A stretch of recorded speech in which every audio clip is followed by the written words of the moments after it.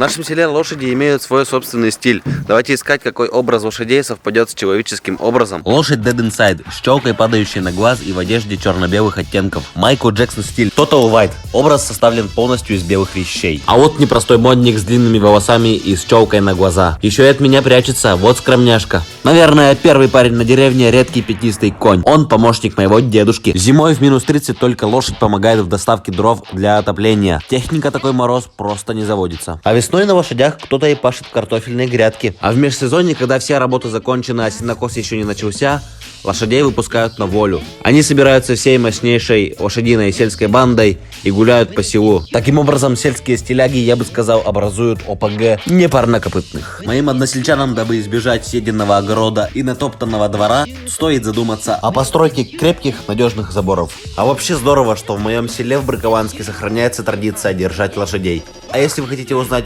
про печорскую породу лошадей, заходите на мой YouTube канал Генрих Немчинов. Там ролик есть.